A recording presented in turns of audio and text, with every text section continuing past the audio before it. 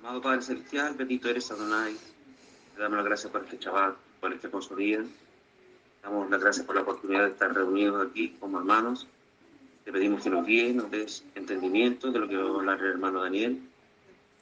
Te pedimos también por nuestra congregación, en todo sentido, para que nos des bendiciones. Te pedimos que perdone nuestras ofensas como congregación, Padre. Te pedimos humildemente de todo corazón, en el nombre de Yeshua HaMashiach. Amén. Amén. Amén. Amén. Amén.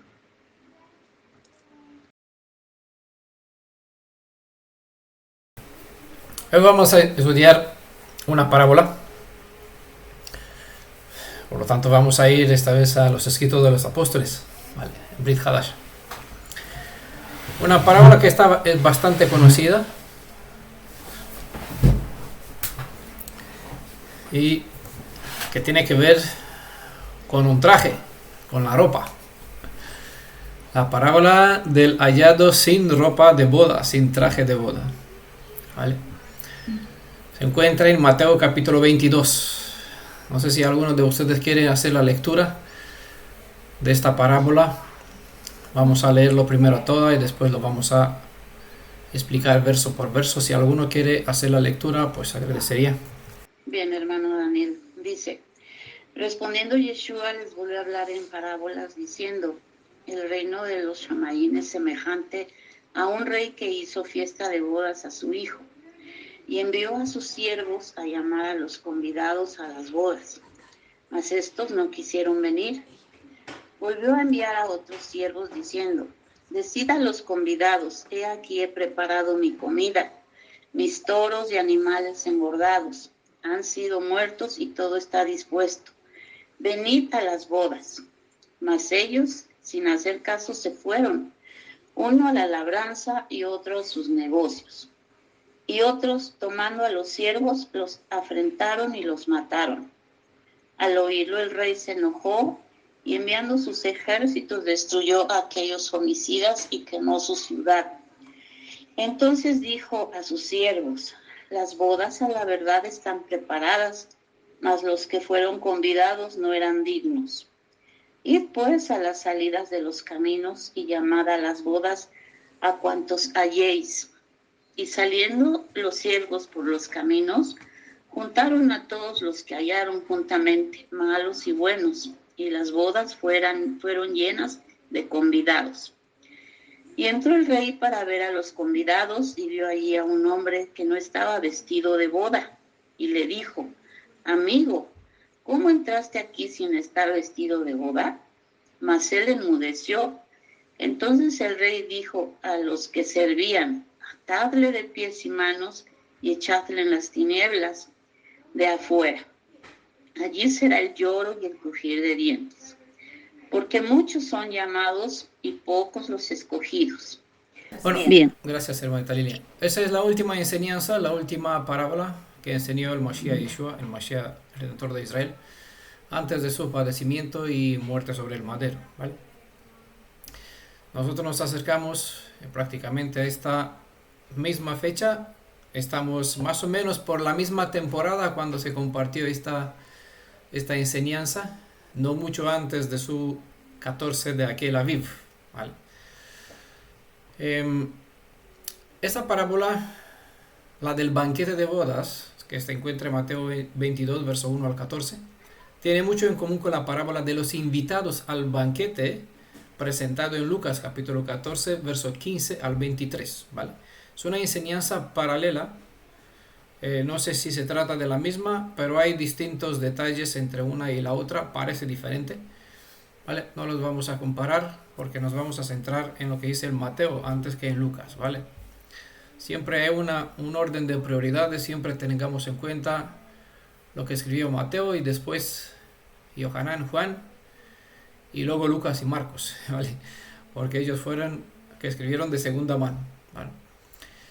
Mateo 22, verso 1. Vamos a hacer lectura nuevamente, verso por verso, tratando de explicar un poquito el significado de esta parábola. Supongo que es bastante conocida. Creo que no hay nadie que no conoce, nunca ha leído esta parábola, ¿verdad?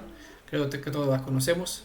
Yo creo que más de uno ya tenemos una cierta interpretación con cual hemos llegado aquí arrastrando, ¿no?, de los conceptos antiguos. Bueno, a ver si en esta ocasión logramos cambiar un poquito el enfoque de la visión que antes teníamos sobre las parábolas de Yeshua mirando un poquito desde una perspectiva más cercana a la fuente que nosotros tenemos como hebreos, ¿vale? Tomando Yeshua de nuevo la palabra, les habló en parábolas diciendo, ¿vale? Bueno, vamos a ver lo que dice después.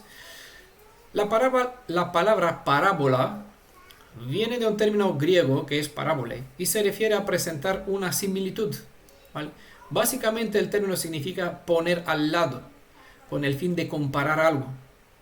En realidad una parábola es una narración ficticia.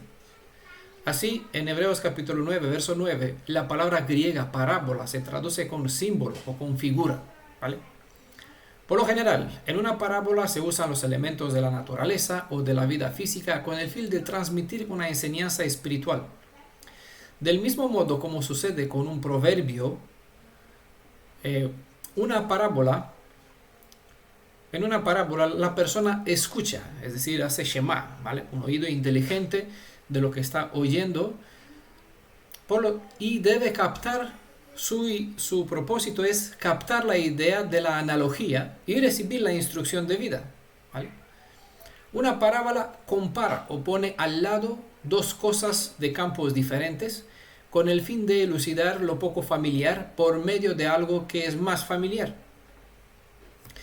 Por ejemplo, según Mateo capítulo 11, verso 13, el reino de los cielos, saben que es una metáfora, es un hebraísmo, se refiere a la tierra prometida a los redimidos del Elohim de Israel, ¿vale? Esa expresión, el reino de los cielos, contiene enseñanzas que no son fácilmente accesibles a cualquier espíritu, es decir, a cualquier persona. Las parábolas tienen como propósito transmitir estas verdades espirituales a aquellos que se encaminan en la enseñanza de la raíz de la fe hebrea para capacitarlos y afirmarlos en la emuná, es decir, en la fe firme. Tengamos entonces en cuenta que esta enseñanza de este capítulo, que Mateo 22, verso 1 al 14, que estamos estudiando, no presenta una realidad precisa, sino más bien una ficticia. No se tiene registro de una situación semejante como la que es ilustrada en esta parábola, ni en Israel ni en otra nación gentil.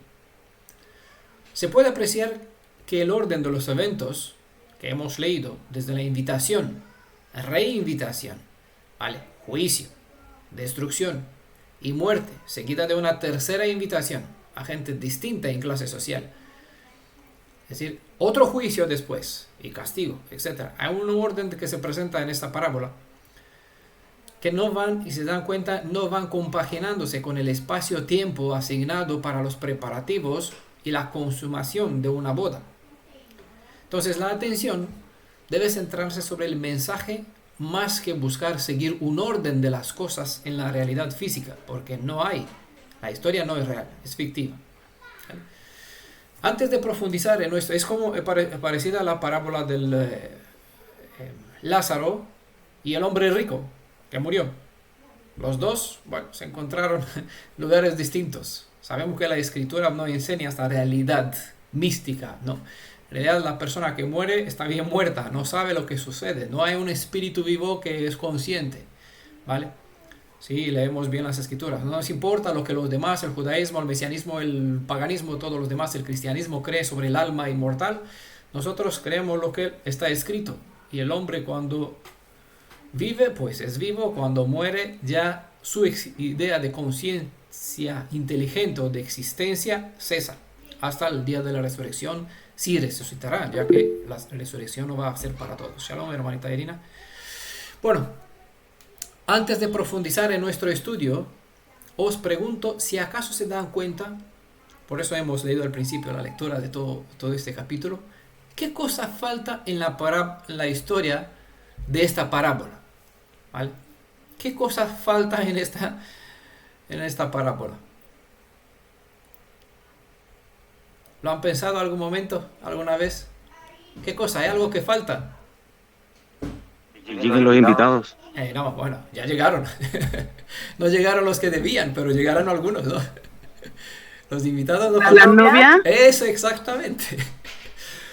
Bueno, observamos que todo para esta boda está perfectamente bien preparado, pero lo esencial, la novia, no aparece en el cuadro, ¿vale? Por eso, estamos hablando de una parábola que es una historia ficticia, ¿vale?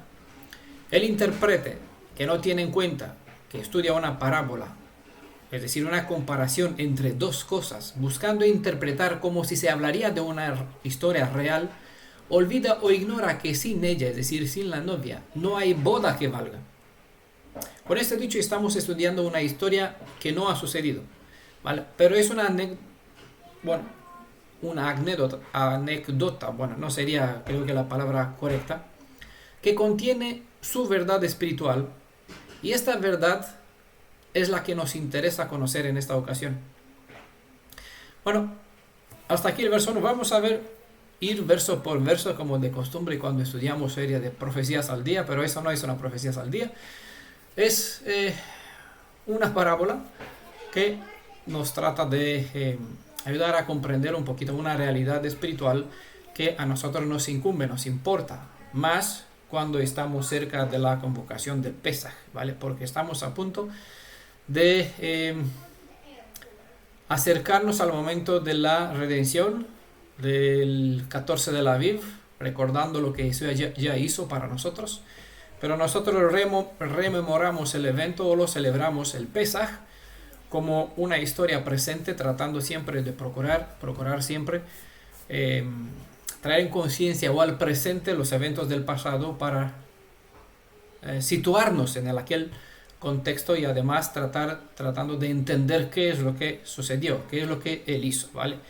Sabemos que Pesach significa pasar por encima, ¿vale? Proteger. Entonces lo que están bajo su talit, su protección, está revestido de algo, ¿vale? Que le da derecho a poder vivir. Recordamos que desde el principio Elohim dio al hombre vestidos. El hombre se vistió con hojas, pero no valen, porque tratando de vida y muerte, de redención, solo la piel de un animal puede cubrirlo para darle a uno la protección necesaria para que vida, como símbolo de la vida, ¿vale? Por lo tanto, es lo que hace el Pesaj, ¿vale? Nos cubre, nos viste. ¿Qué se da? ¿Está? Entonces, por esa razón creo que esta parábola viene bien para este momento, antes de empezar, para estudiarlo. Mateo 22, verso 2, ¿vale? El reino de los cielos es semejante a un rey que celebró el banquete de boda de su hijo, ¿vale? Es la parábola prácticamente cuando Yeshua comenzó a hablar, y desde aquí comienza el cuento, ¿vale? El reino de los cielos es semejante, ¿vale?, a un rey que celebró el banquete de bodas de su hijo. Esta palabra semejante en hebreo es, en griego, porque ya los escritos de los apóstoles lo tenemos en griego, es homoio, algo así. ¿Suena? Significa asimilar o comparar, ¿vale? Es decir, hay que mirar la idea sobre lo que es el reino de los cielos como si se trataría sobre una celebración que un padre ofrece a su amado hijo, ¿vale? Por eso, parábola es una historia ficticia. Entonces, con esta historia ficticia, nosotros tratamos de sacar una enseñanza espiritual, ¿vale? Por lo tanto, asemejar o usar un método de transmitir una enseñanza, un método que la persona puede conocer, invitados, boda, festejos, rey, tierra, propiedades, juicio, castigo, atar de mano, vestidura, comida, baile, bueno, son cosas que se entiende. Esos son lo que son homoio, ¿vale? Es decir, un sistema, una unidad de medir para traer una comparación o para presentar una comparación que la persona puede comprender, ¿vale? A partir de algo físico, algo real, conocido, pueda por analogía, por similitud, por asimilar la enseñanza verdadera, las cosas que quiere transmitir, ¿vale? El reino de los cielos es semejante, ¿vale? Esa es la idea, no la historia, la semejanza, ¿vale? Esta parábola que estamos estudiando revela que la vida en el reino de los cielos, ¿vale?, dejamos aquí entre comillas, es semejante al placer y el gozo que irradia en un encuentro como el de las bodas. Creo que todos sabemos que todo lo que tiene que ver con el evento de una boda es felicidad, placer, shalom, ¿no? Bienestar, gozo, etcétera. Música, baile. Bueno, no hablamos de esto porque eso es implícito. Pero esta parábola revela que las cosas en relación al reino de los cielos no es tan bien visto como suele verse una boda. Es decir, es una analogía, pero la realidad de esta parábola nos revela que las cosas no son tan bellas, o la acción de los que están llamados a estar invitados al reino de los cielos es muy parecido a los invitados a una boda. No actúan, como en este caso, debidamente. Según la costumbre de las fiestas de bodas, la primera invitación salía con semanas o con meses de anticipación. Pero a diferencia de las invitaciones modernas, en los tiempos de antaño las invitaciones no especificaban el tiempo exacto, no habían fecha.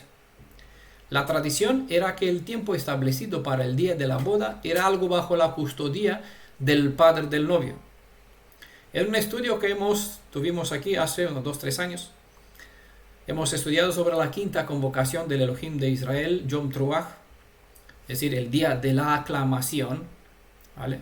Mal conocida como la festividad de las trompetas, o de los tocares, o de los shofares. ¿Vale? No tiene nada que ver, no es un término en plural, sino es en singular, a diferencia de día de expiación, como se suele entender el 10 de Tishri.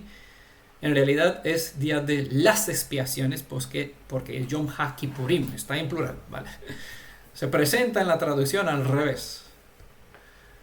La quinta festividad está puesta en plural y la sexta en singular, cuando en realidad están al revés, ¿vale? Truach es en singular, día de la aclamación, del grito fuerte, del clamor, ¿vale? Entonces, había en Israel un hebraísmo que dice, nadie sabe el día y la hora, ¿vale?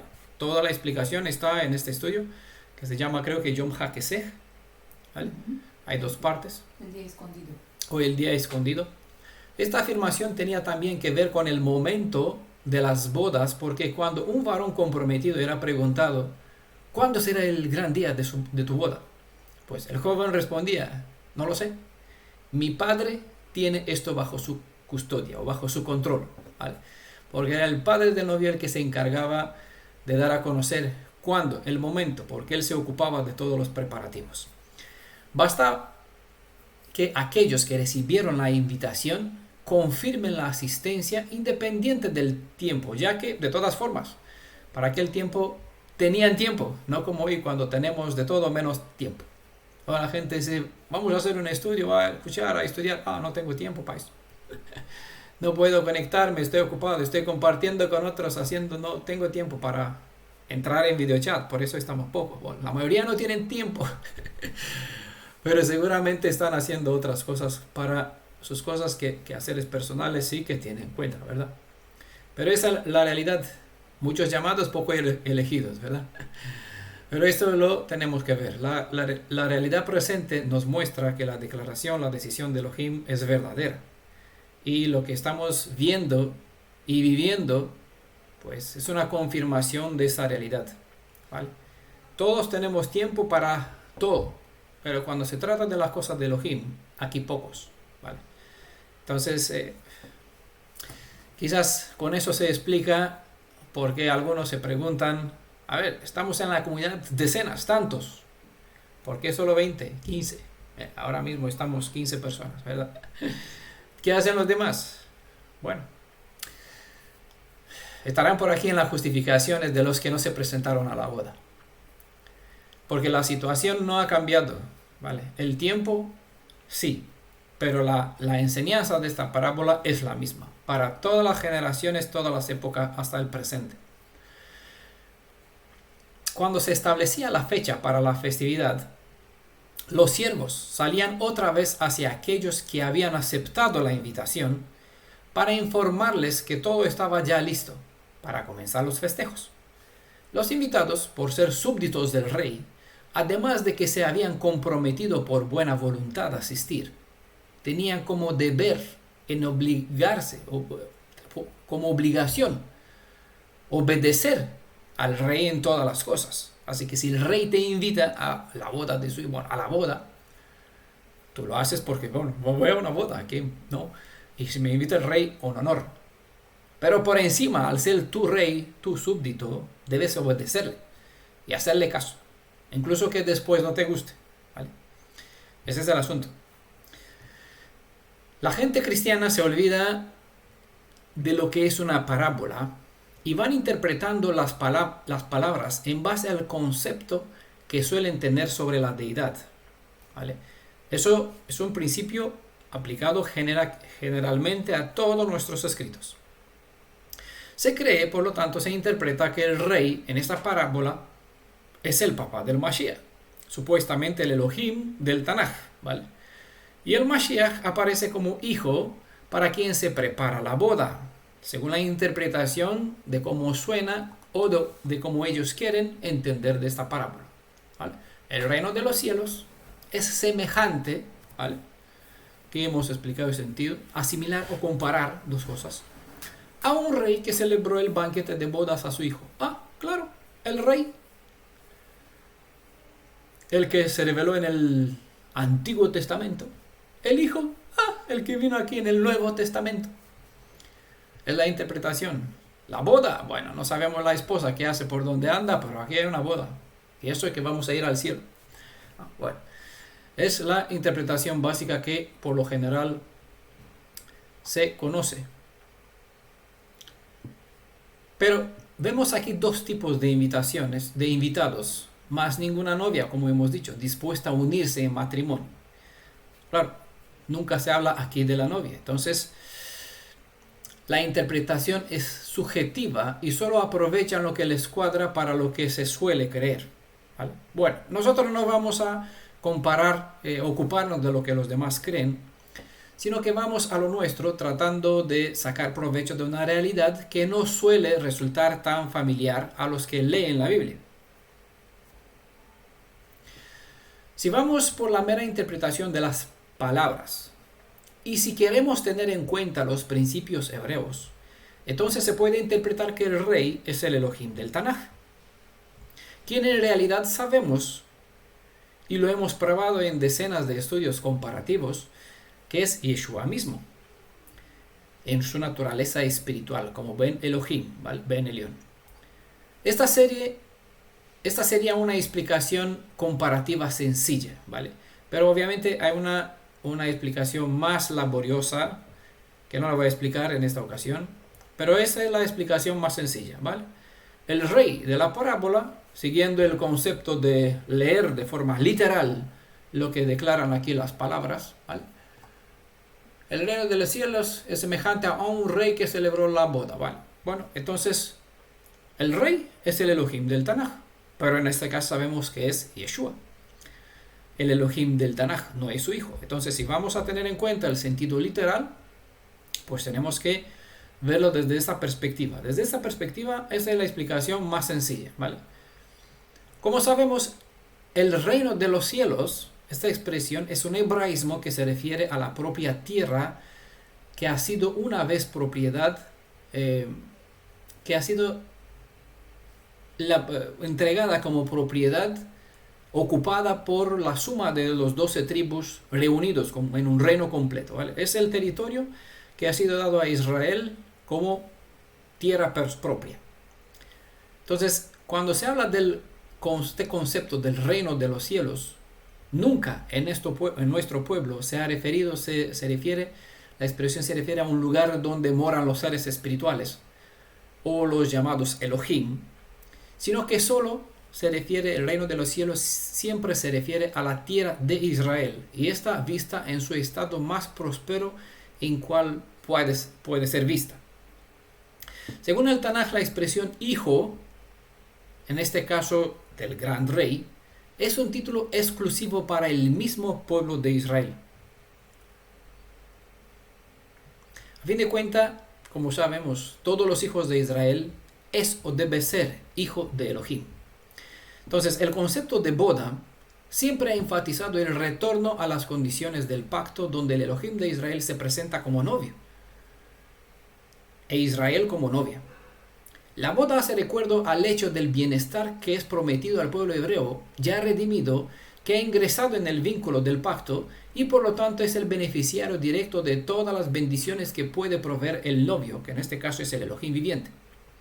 Es lo que, si vamos por el sentido literal, lo que trata de decir la parábola por usando las comparaciones que están en el Tanaj, ¿vale?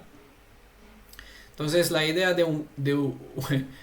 desde la perspectiva de lo que expresa el Tanaj, que aquí se habla del Mashiach y del rey, quien es el Elohim del Tanaj, no cabe lugar. Eso es una interpretación forzada, como he dicho, en base a un concepto que se tiene sobre la deidad, ¿vale? Pero el concepto que tiene el cristianismo mesiánico sobre la deidad no es justificado desde la perspectiva del estudio del propio Tanaj, ¿vale? ¿Y quién es el Elohim del Tanaj?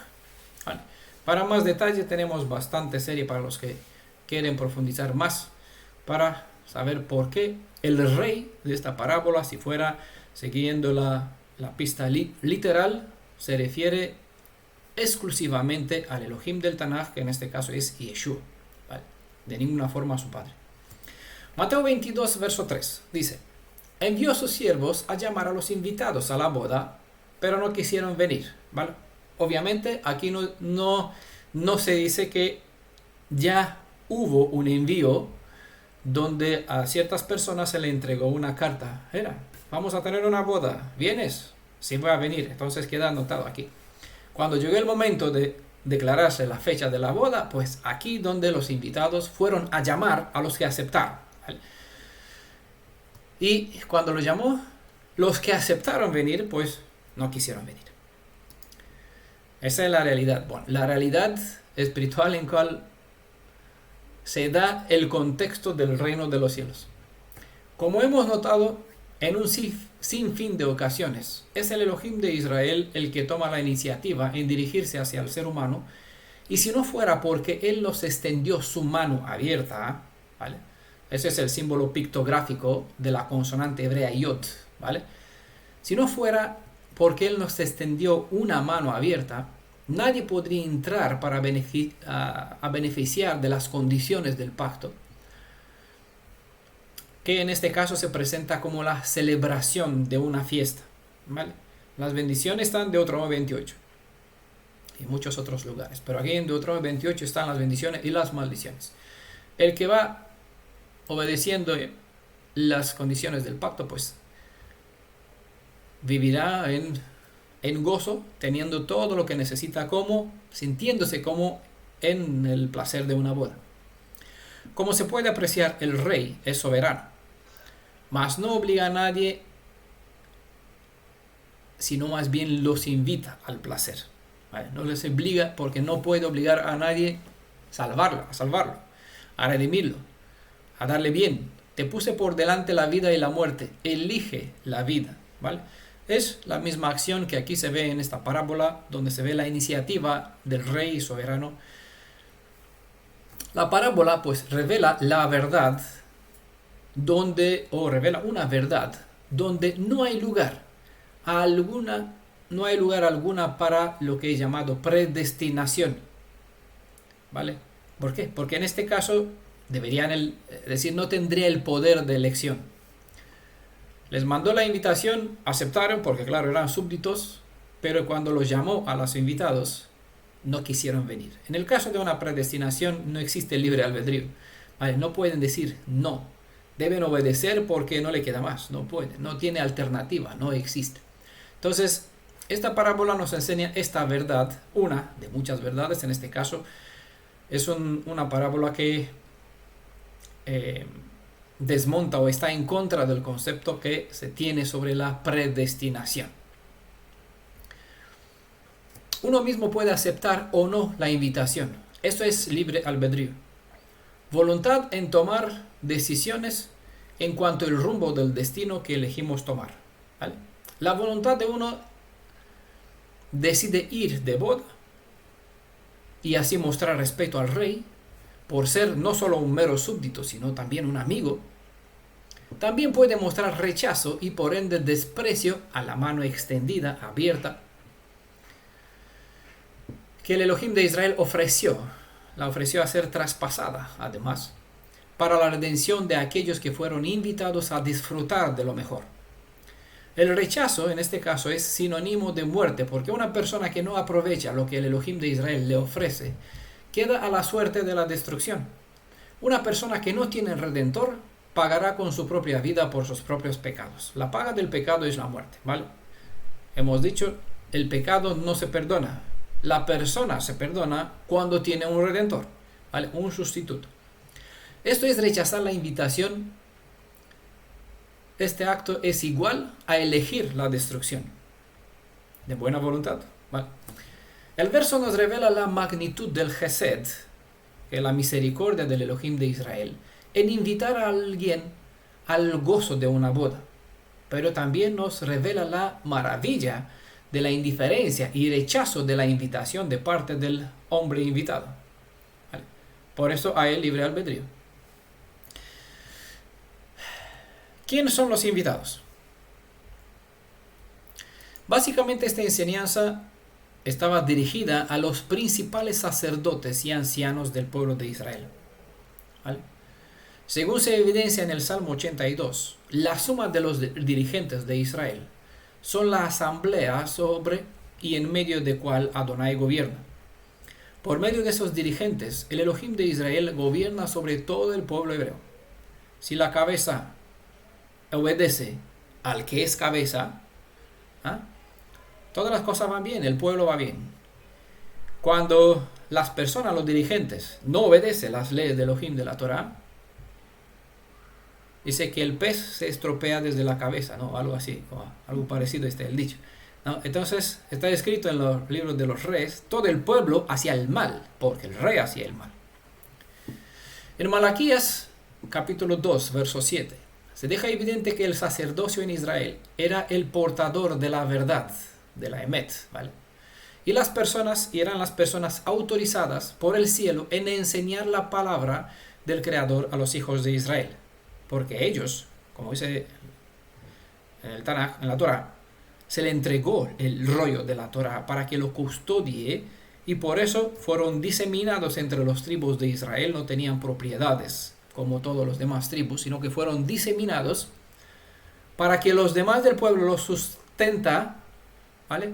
Para que ellos puedan sustentarlos con la palabra de Elohim, enseñándoles para saber cómo guiarse hacia la redención y cómo se enderezcan el camino en cual vivían, para que se alineen a los principios que el Creador les estableció desde el principio. ¿Vale? Era el deber de los sacerdotes de elevar las vistas humanas hacia el cielo y así conectar al hombre con su Creador. Ese era el propósito del sacerdocio, a diferencia de los profetas que traían desde el cielo palabra para abajo, ¿vale?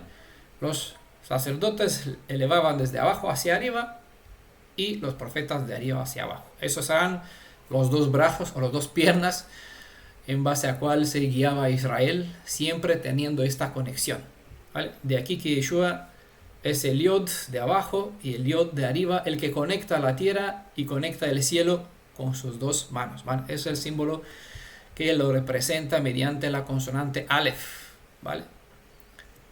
Hay un Vav en medio, dos Yod, uno arriba y otro abajo, ¿vale? Ese es el símbolo.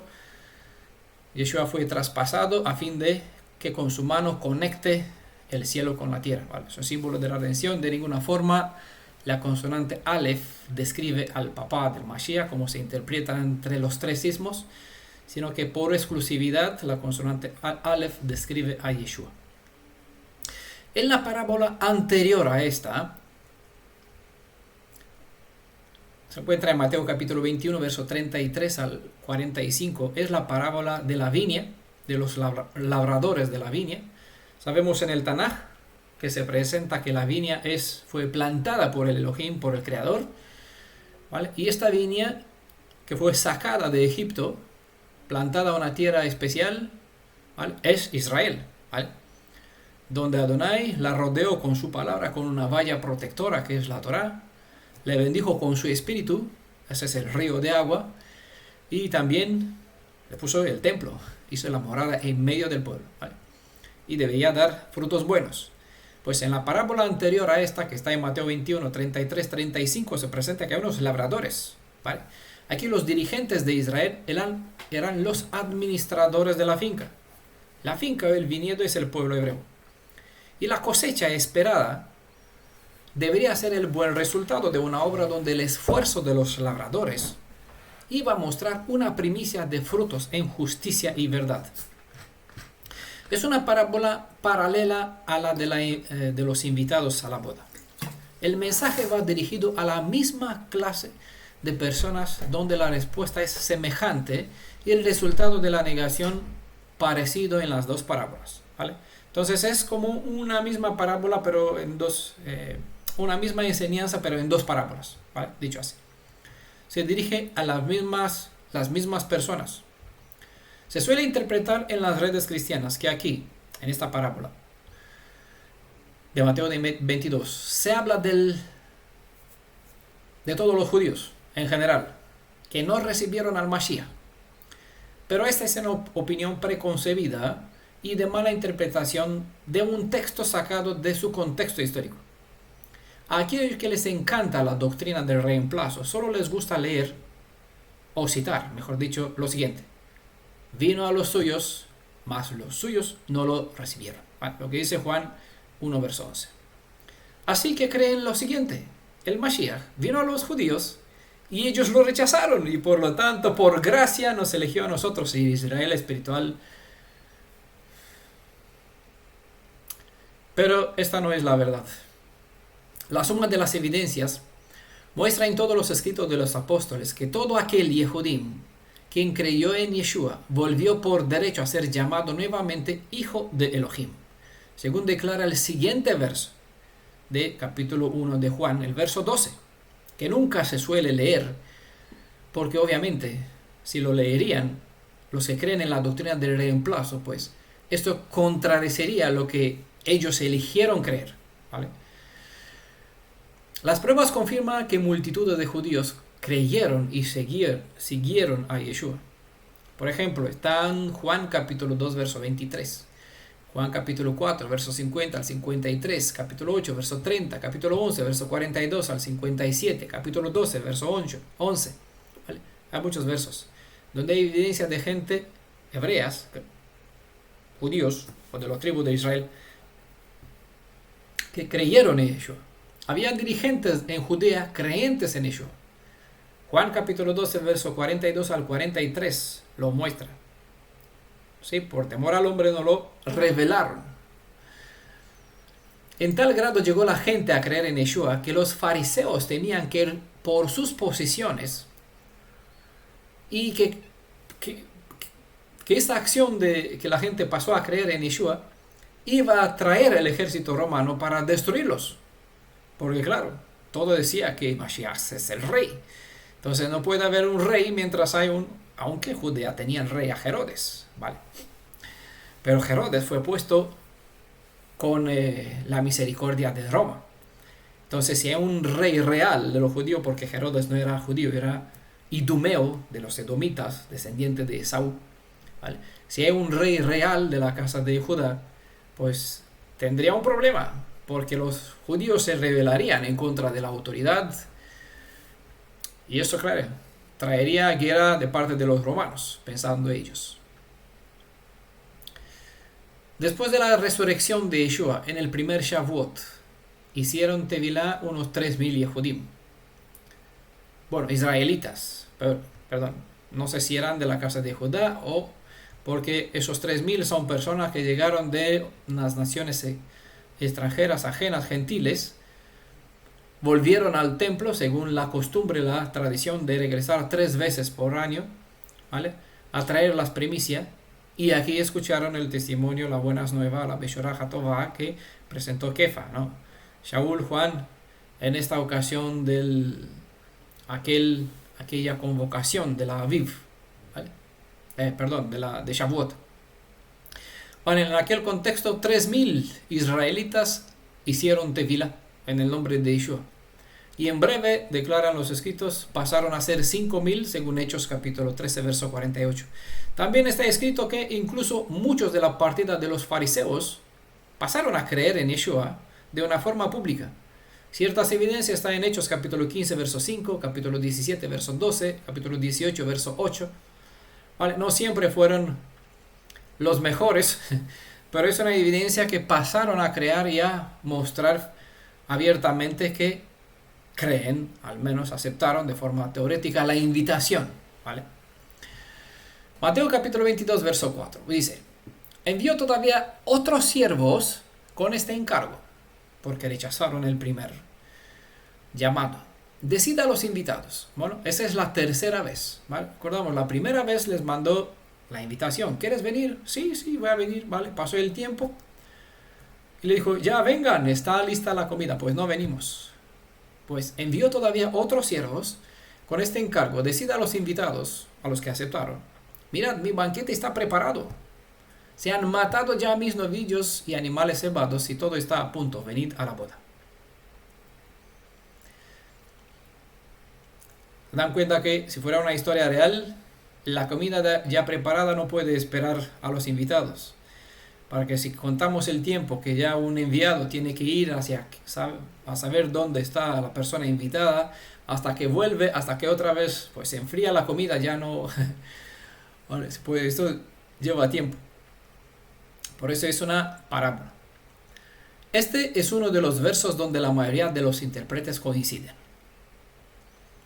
Pero por lo general se suele tener en cuenta solo el pasado, donde el Elohim de Israel envió siervos tras siervos para procurar despertar la conciencia del pueblo hebreo. La enseñanza de esta parábola es trascendental en realidad, y no puede aplicarse solo al pasado, ya que nuestro pueblo siempre tiene un presente.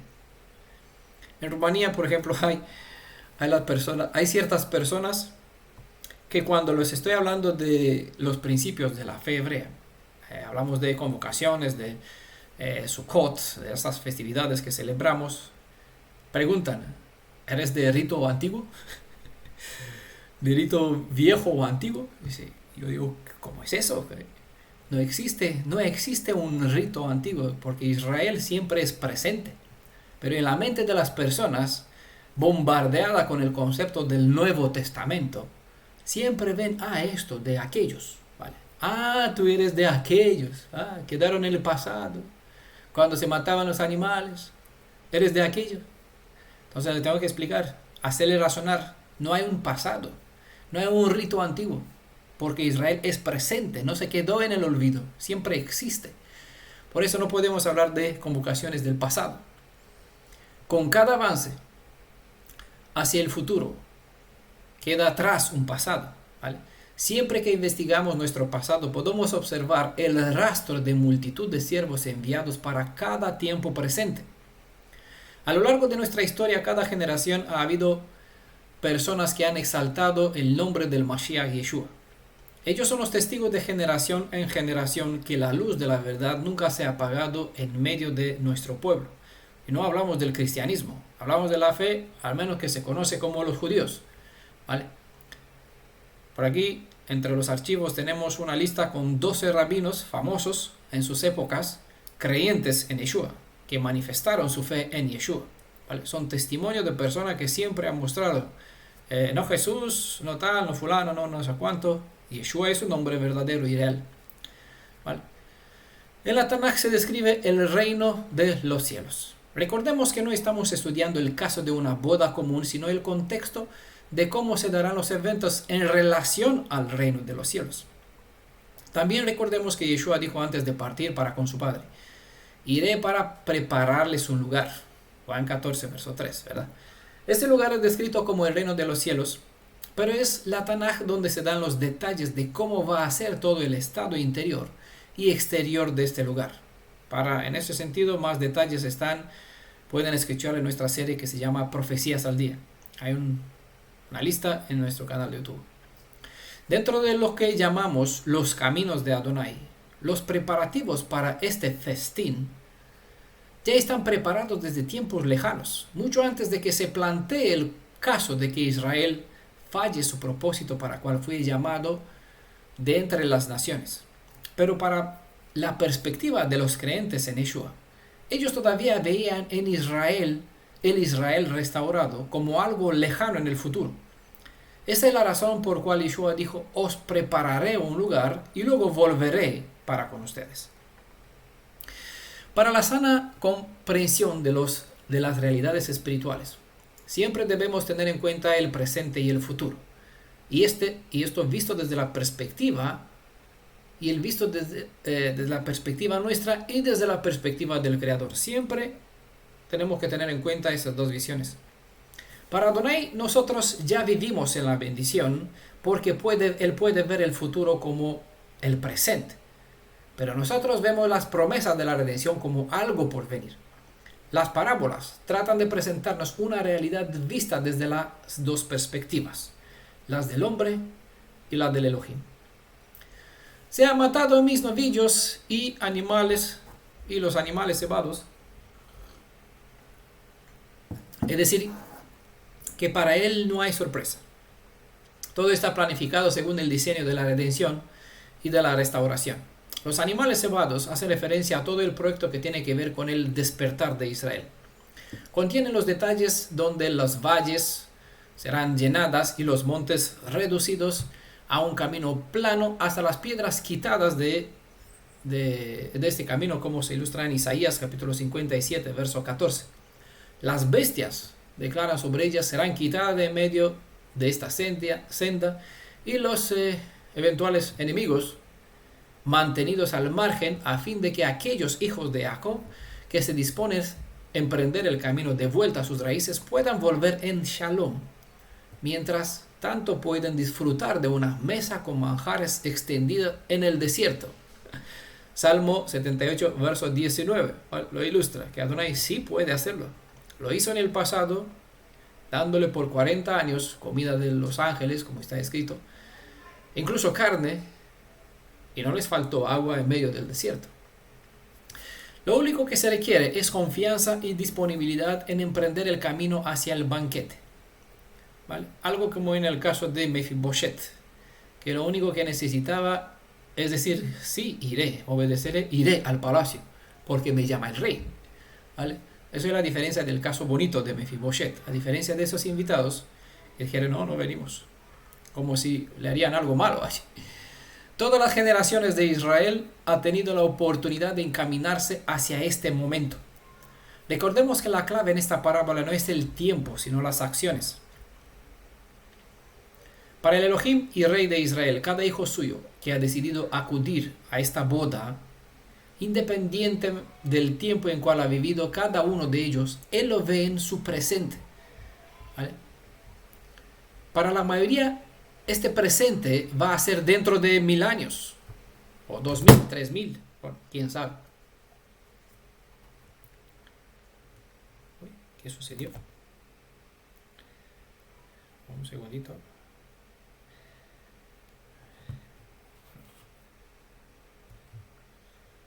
Tendré que enviar 2 audios en la comunidad porque toqué. Podemos tener así. Para muchos, el momento de disfrutar de la boda ya va a ser a partir de ahora, dentro de 1000 años, cuando va a ser la resurrección. Para muchos ni se darán cuenta que han pasado ya 3000 o 2000 años desde cuando fallecieron hasta el día de la resurrección, cuando sí que va a poder entrar quizás al festín de la boda. Para Elohim no hay un problema porque él no vive en el tiempo. Entonces la dedicación de una persona es un presente, ¿vale? Pero para el presente de la persona se le presenta como garantía de lo que está por venir, como dijo Yeshua al ladrón que estaba puesto sobre el madero junto a él. Hoy te digo que estarás, es decir, tienes mi palabra que cuando llegará el momento, ya 3500 años, para él es así, porque en la muerte uno no sabe el tiempo que transcurre, ¿no? Estarás allí. Entonces ya dentro de 1000 años, a partir de ahora, este ladrón va a resucitar y va a disfrutar al lado de Yeshua, ¿vale? Junto con él y con nosotros, ¿vale? Entonces, para la mayoría este presente va a ser dentro de 1000 años, cuando va a tener lugar la resurrección de todos. Entonces se hará la vista previa, porque entonces cada uno, buenos y malos, como ilustra la parábola, serán juzgados según se se mostrará en los hechos, ¿vale? Según se mostrarán conforme a los hechos. Ya saben que los hechos están anotados en los registros celestiales. Y esos registros, estos libros, como se presenta en Apocalipsis 20, se abrirán y revelará el tipo de vestido que llevó cada uno. Y quien no mostró una actitud coherente con el deseo de participar en esta dicha boda, será sacado de la boda donde la destrucción eterna. Apocalipsis 20, verso 15 y el 21, verso 8, ¿vale? Donde está aquí presentado, se ilustra. Verso 5. Pero ellos, sin hacer caso, ya la segunda invitación de participar, la tercera ocasión que se presentó los enviados del rey. Pero ellos, sin hacer caso, se fueron el uno a su campo y el otro a su negocio. Dice aquí, solo se presentan dos razones. No crean que las excusas que tenían no tenían cierta justificación. Quizás para nuestros ojos que no están adiestrados en la cultura de la época bíblica, estas excusas, me voy a mi campo, me voy a mi negocio, no son justificaciones. Pero para aquellos tiempos la lógica era diferente a la del tiempo moderno. Según la historia paralela relatada en Lucas capítulo 14, versos 16 al 20, allí las tres excusas tenían un trasfondo, un trasfondo religioso, ¿vale? Me voy a mi campo porque compré una tierra, voy a probar este par de bueyes, me acabo de casar, tengo que disfrutar de la mujer, como si el negocio se va por acudir a una boda, como si el campo desaparece o los bueyes ya no los viste cuando los compraste, que son buenos, y con la mujer tú te vas a la boda, que no hay ningún problema. Entonces, dan cuenta que las justificaciones básicamente no tienen sentido. Para obedecer al rey tenía más prioridad, ya que todos los demás lo tenían por encima, de todas formas lo tenían. Pero bueno, Lucas 14, verso 16 al verso 20. Los invitados no eran gente no creyente, sino muy piadosos, que en realidad alegaban servir al Creador antes de dedicarse al placer supuestamente mundano como es, vamos a ir a la boda, bueno, al campo, voy a mi negocio porque aquí me dedico para enseñar en la sinagoga, y al campo pues aquí edifico un altar, voy a traer una ofrenda para conectarme supuestamente con el Creador, no voy a ir de boda, ¿vale? Porque soy más piadoso. Esa es la actitud de los fariseos. Ellos querían hacer otras cosas que para ellos eran más importantes. Hay un orden de valores que cada uno se forja. En base a estos valores uno actúa pensando que obra bien. Así actuó Caín al traer una ofrenda de cereales que no fue aceptada, ya que no había presentado primero el sacrificio por el pecado. Siempre va en este orden, ¿vale? La ofrenda por el sacrificio y después la ofrenda por placer, por el gozo, para agradar a Elohim por las bendiciones. Asimismo actuó Shaul pensando que obraba bien al perseguir a muerte a aquellos creyentes en Yeshua. Esos dos varones, Shaul y Caín, son dos ejemplos de muchos. Pensaban hacer algo bueno para Elohim, pero lo hacían según el orden de valores que adquirieron o que creyeron oportunas. No hay mucho cambio en la actitud actual, ya que de la misma forma como en el pasado se les había invitado a las generaciones pasadas, se les invita también a los de esta generación como fueron invitados los de otras de las generaciones pasadas. El campo de cada uno es un ministerio personal. Cuando intentas invitar a alguien para que aproveche un banquete de manjares espirituales, no te hace caso, ya que cada uno elige en base a su supuesta inspiración hacer lo que le parece mejor. Obviamente el que rechaza la invitación dada con una mano abierta no sabe que pierde al no aprovechar la oportunidad. En el mundo espiritual siempre existe la comparación entre uno que vende, por ejemplo, es un maestro, vende algo, y uno que compra, que en este caso es un discípulo. Cada persona que se dispone a enseñar vende un producto a cambio de ingresos físicos, como es el caso de los diezmos que reclaman algunos, o de una naturaleza espiritual, ¿vale? Que puede ser gratitud o esperar que como respuesta veas obras de justicia en las personas a quien enseñas. A menudo el compartir las enseñanzas de las escrituras se ha convertido en un negocio bastante provechoso donde uno habla para que un otro le pague por escuchar. Así encuentras a muchos de dichas raíces hebreas pidiendo dinero. Bueno, puede ser con justificación, incluso lo justifica como que es algo justo. Claro, para que este ministerio siga adelante, pues necesitamos que ingreses aquí en la cuenta de PayPal. Vale, aquí te dejo mis datos, donde mandas tu Tzedakah o tu 10. Vale, pueden ver muchos links donde aparecen así, muchas páginas web de ministerios que, como es de Michael Rood, el Rudo Despertar. Tienen programas especiales pues, donde pide el dinero para que así pueda viajar de un lugar a otro, a sacar nuevos vídeos, para pagar a las cámaras y todo esto. Bueno, obviamente muchos piden dinero para que puedan viajar por el mundo, donde a su vez recauda dinero nuevamente para algunas otras causas dichas justas. No juzgo si está bien o no lo que hacen, ¿vale? Es un negocio, ¿vale? Solo digo que es la actitud, a veces esta actitud es bastante parecida a un negocio personal donde cada uno sigue solo sus propios valores y estas lo ve justas en sus propios ojos, ¿vale? No voy a juzgar si hace bien o mal lo que practican este tipo de negocio, que es bastante rentable para muchos, ¿vale? Hablar para que otros le paguen. Mateo 22, verso 6. Y los demás agarraron a los siervos, los escarnecieron y los mataron. Matar no es un acto necesariamente donde quitas la vida de una persona. Odiar, calumniar y hablar mal de tus hermanos, aquellos que en otros tiempos los llamabas siervos del Altísimo. En este caso te sitúas en una posición igual a la de un asesino. Está escrito que hay poder en la lengua para traer bendición o para traer la muerte. La lengua es un arma de matanza bastante efectiva. Proverbios 18, verso 20 al 21 dice: con el fruto de la boca sacía el hombre su vientre, con los frutos de su labio se sacía. Muerte y vida están en poder de la lengua. El que la ama comerá su fruto. Mientras algunos rechazan una buena enseñanza, por supuesto que ya están bien servidos en el grupo o en el ministerio donde participan y que no necesitan de más porque creen que lo que ellos eligen leer, oír y hacer es mejor que lo que sea que haya donde tú les invitas.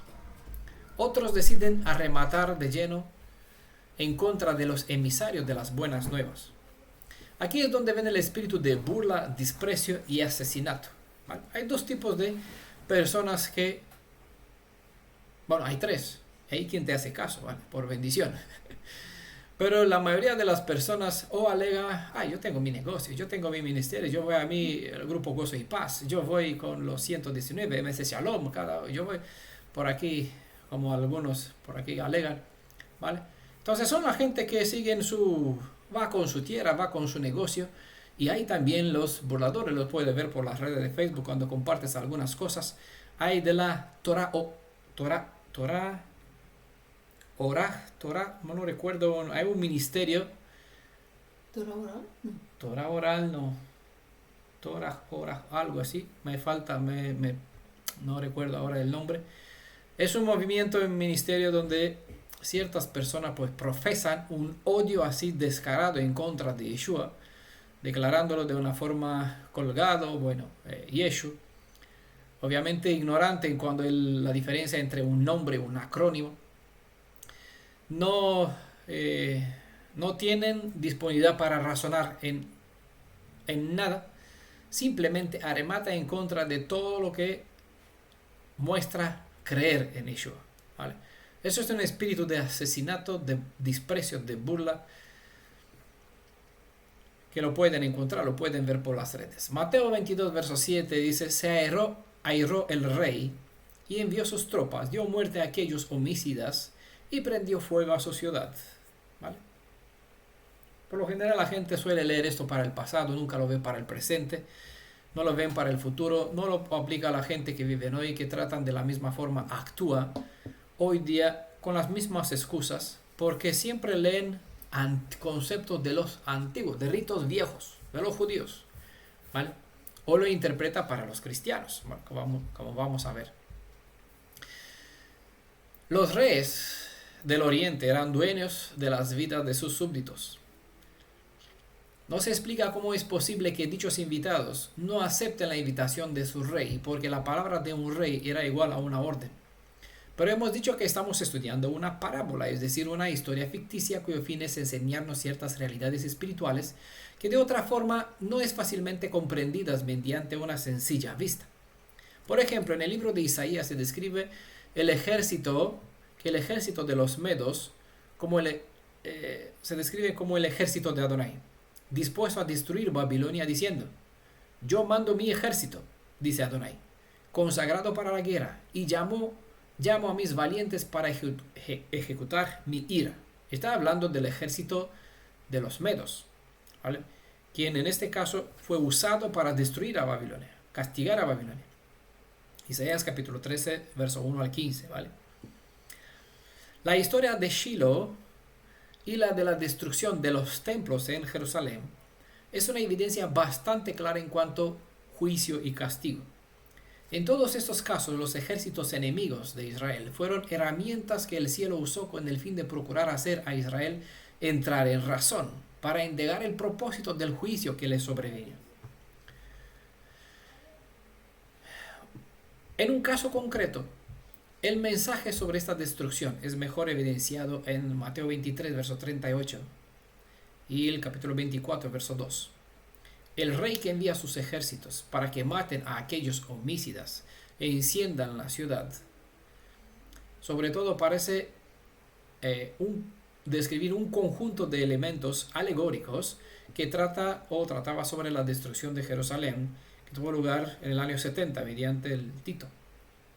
Ciertos detalles en ese sentido sobre la caída de Jerusalén, la destrucción del templo, están relatadas en la parte 2, creo que 2, 3 y 4, no recuerdo en cuál de ellos, de un estudio llamado La derrumbando el fundamento del un supuesto tercer Elías. ¿Vale? Hay 4 PDFs con este título. ¿Vale? Y aquí se presentan detalles de la guerra de los judíos de Josefo Flavio sobre el momento de la destrucción de Jerusalén. Y el estado, claro, obviamente de la gente, cómo vivían, qué espíritu tenían dentro de Israel, dentro del propio Jerusalén, sin más hablar del comportamiento que tuvieron con Yeshua mismo y con los seguidores de Yeshua. ¿Vale? Por lo general, ¿vale?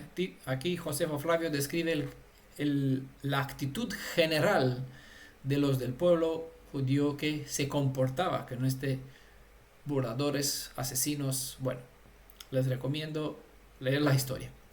Las ciudades, dice aquí en la parábola, son el símbolo de la fortaleza o aquello en cual las personas que rechazan la invitación al palacio se refugien, ¿vale? Son metáforas.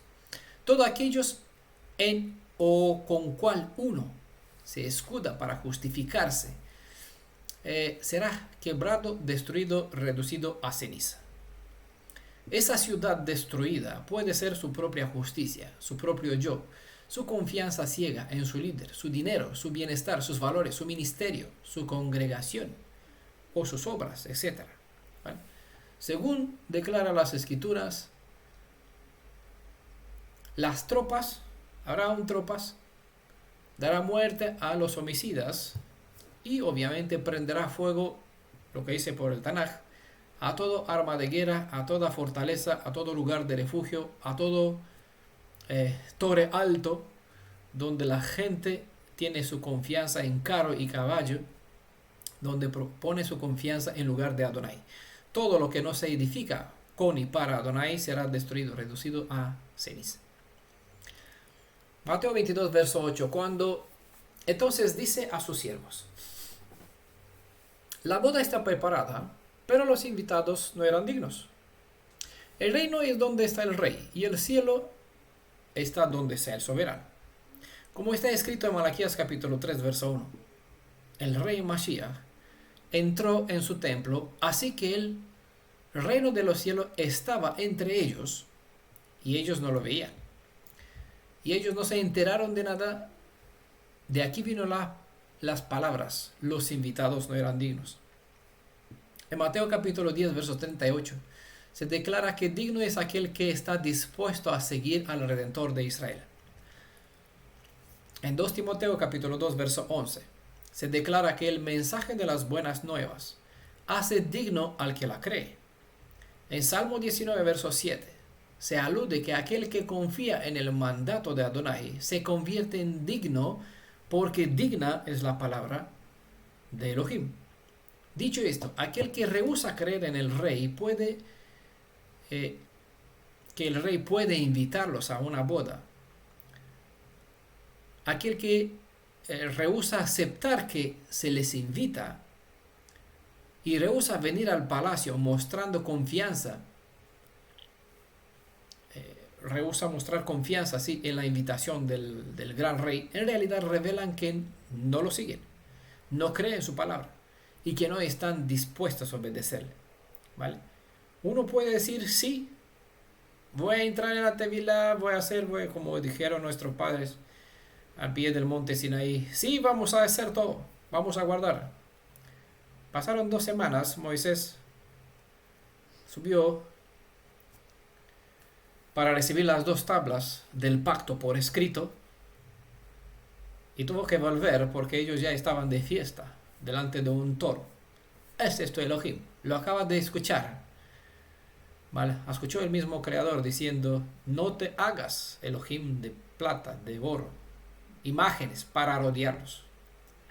Ni un mes, poco, unos días. ¿Vale? No te harás imágenes fundidas. E hicieron un becerro.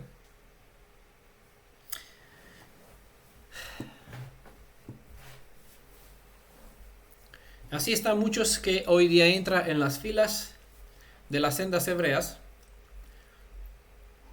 Solo alegan, solo dicen, sí, vamos a ir a la boda. Sí, vamos a ir a Sion, vamos a ir al próximo año a Jerusalén. Pero cuando reciben la invitación para estudiar, para conocerse, para acercarse al Redentor, para conocer las leyes de la redención, para que a través de ellas entiendan al Redentor y conozcan, para intimar con Él. Es, no, eso no, porque busca interpretaciones, justificaciones, dan para atrás, alega que no tiene tiempo. ¿Vale? Esto es la realidad, esto es una realidad donde se muestra que los que en realidad dicen, aceptan la invitación, no siguen al Cordero, no creen la palabra de las Escrituras en su promesa, no están dispuestos a obedecerla. Mateo 22, verso 9, id pues a los cruces de los caminos, y a cuantos encontréis, invitadlos a la boda. Siempre he pensado que aquí está escrito, vayan a la cruz de los caminos, traed a buenos y malos. Pero no es así como yo pensaba. Yo pensaba que el rey mandó así, traer a buenos y malos, pero no es así como dice el texto. ¿Vale? Al menos aquí no lo dice la cita siguiente, pero volveré a esto. Id pues a los cruces de los caminos y a cuanto encontréis, invitadlos a la boda. Resalta en el texto que esos siervos no fueron enviados a las ciudades, sino a buscar a aquellos que están a los cruces de los caminos.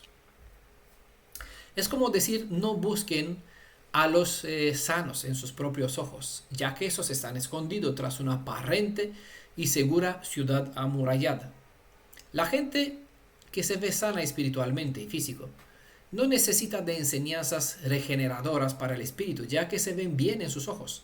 Aquellos que no les faltan los recursos físicos no están en busca de recursos espirituales, ya que lo terrenal ocupa demasiado el interés.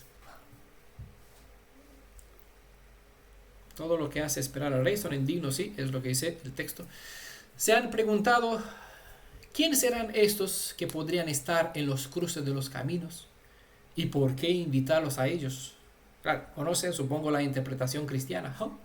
Aquí Son los que llama Elohim, paraos en los cruces de los caminos y preguntad por... esos son los centinelas. Los cristianos, claro, dicen, los primeros invitados, el pueblo judío. Eso, como dice Juan 1:11, no recibieron, así que fueron dejados aquí, van a ser destruidos, destruido Jerusalén, esparcidos por el mundo, ya muerto. Se libró. Ahora, vaya de nuevo la segunda invitación a nosotros, a los gentiles, a los cristianos. Israel espiritual, qué bien nosotros todos. Vale, lo que dicen, ¿vale? Nosotros tratamos de entender lo que las escrituras enseñan, porque esta escritura es una parábola dicha en un contexto para una mente y desde una perspectiva hebrea con un mensaje de esperanza para un pueblo, ¿vale? Pero en este caso el mensaje está dirigido concretamente al liderazgo del pueblo hebreo, como también en la parábola anterior, ¿vale? Del Mateo 21. Para entender quién se sentaba allí, a esa cruce de los caminos, nuevamente debemos, como costumbre, obviamente, retornar al Tanaj.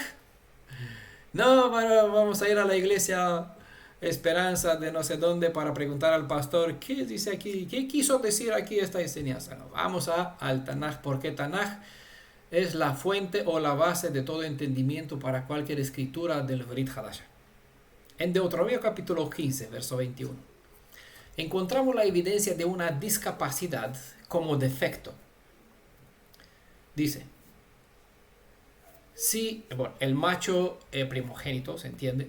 Si tiene algún defecto, si es cojo o ciego o cualquier otro defecto, no lo sacrificarás a Adonai tu Elohim, ¿vale? Lo que manda la Torá en cuanto a animales. Pero hemos estudiado un momentico por aquí tiempo antes sobre el Levítico 11. Hemos visto que cada característica de lo que no tenemos prohibido para comer y lo que tenemos prohibición para comer, describe en realidad todas estas tipos de personas, caracteres de personas con quien tenemos que asociarnos o con quien tenemos que evitar, ¿vale? Son modelos de personas, ¿vale? Entonces, lo mismo que dice en Levítico 15:21, se presenta en Levítico capítulo Deuteronomio 15:21, lo dice en Levítico 22, verso 15 al 25, ¿vale? En cuanto a los animales. En los documentos de Qumran se refleja la realidad social y religiosa del siglo III antes de Yeshua. Y esta muestra cómo los que sufrían enfermedades del tipo mencionado en la Torá estaban excluidos de obligaciones y del banquete posterior. En resumen, aquellos que presentaban ciertos defectos, problemas físicos, mentales, espirituales, etc., eran excluidos de la salvación.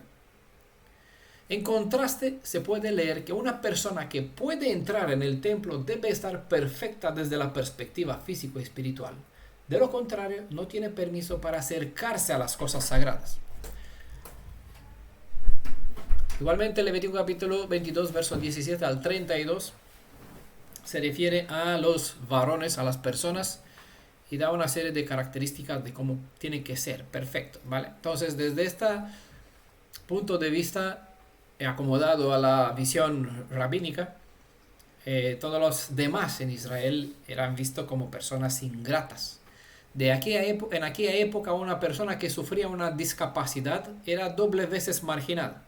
Por un lado, la propia limitación que podría sentir frente a otros, y por otro, la limitación social causada por el rechazo de la marginación. Ambas limitaciones se retroalimentaban, causando así una profunda sensación de inferioridad, de reconocimiento.